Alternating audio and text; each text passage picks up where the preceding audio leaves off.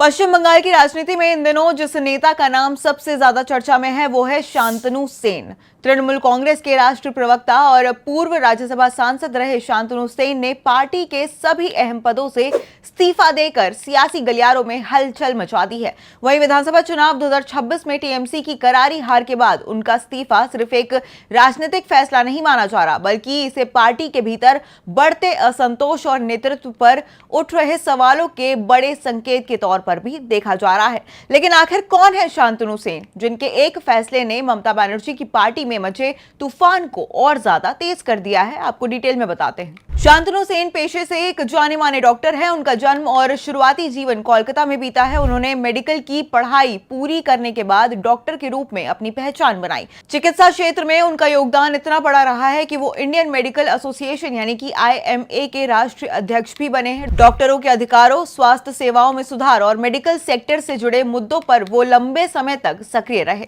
यही वजह है कि राजनीति में आने से पहले भी उनकी एक मजबूत सार्वजनिक पहचान थी। वहीं चिकित्सा क्षेत्र में नाम कमाने के बाद उन्होंने राजनीति की ओर कदम बढ़ाया और तृणमूल कांग्रेस से जुड़ गए। अब पार्टी में उनकी छवि एक पढ़े लिखे, तार्किक और आक्रामक प्रवक्ता की रही है। आपको बता दें कि बहुत कम समय में ही शांतनु ममता बनर्जी के भरोसेमंद नेताओं में से एक शामिल हो गए थे। वहीं राष्ट्रीय टीवी चैनल पर होने वाली बहसों में अक्सर शांतनु सेन तृणमूल कांग्रेस का पक्ष रखते हुए नजर आते थे। अब विपक्ष के तीखे आरोपों का जवाब देना हो या फिर पार्टी की नीतियों का बचाव करना, शांतनु सेन हमेशा फ्रंट फुट पर दिखाई देते थे। उनकी राजनीतिक पहचान सिर्फ प्रवक्ता तक सीमित नहीं रही। साल 2020 में उन्हें तृणमूल कांग्रेस ने राज्यसभा भेजा। संसद में भी उन्होंने स्वास्थ्य, शिक्षा, संघीय ढांचे और पश्चिम बंगाल से जुड़े कई मुद्दों को प्रमुखता से उठाया। हालांकि राष्ट्रीय स्तर पर उन्हें सबसे ज्यादा पहचान साल 2021 में मिली। उस समय संसद के मॉनसून सत्र में पेगासस जासूसी विवाद को लेकर भारी हंगामा मचा हुआ था और इसी दौरान शांतनु सेन ने तत्कालीन केंद्र IT मंत्री अश्विनी वैष्णव के हाथ से दस्तावेज छीनकर फाड़ दिए थे।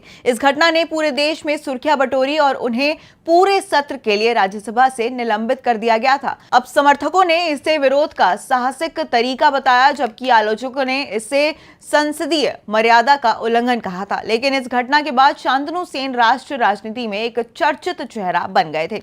वहीं टीएमसी के भीतर भी उनकी गिनती उन नेताओं में होती थी जो हर मुश्किल वक्त में पार्टी के बचाव के लिए आगे आते थे। चाहे विपक्ष के भ्रष्टाचार के आरोप हो, शिक्षक भर्ती घोटाला हो या केंद्र राज्य टकराव का मुद्दा, शांतनु सेन लगातार पार्टी लाइन पर मजबूती से खड़े नजर आते थे। यही वजह थी कि उन्हें ममता बनर्जी और पार्टी नेतृत्व का करीबी माना जाता था।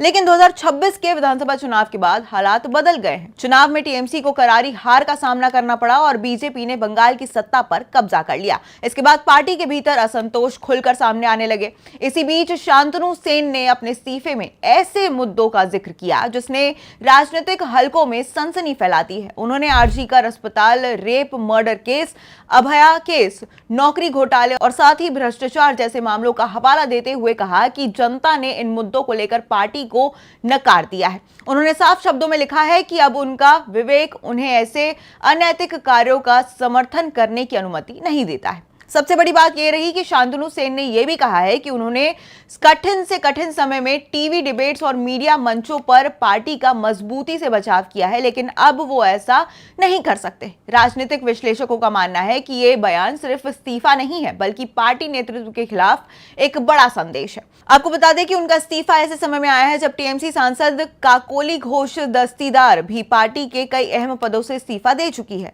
लगातार 2 बड़े नेताओं के इस्तीफे ने यह साफ कर दिया है कि चुनावी हार के बाद पार्टी के भीतर सब कुछ सामान्य नहीं रहा।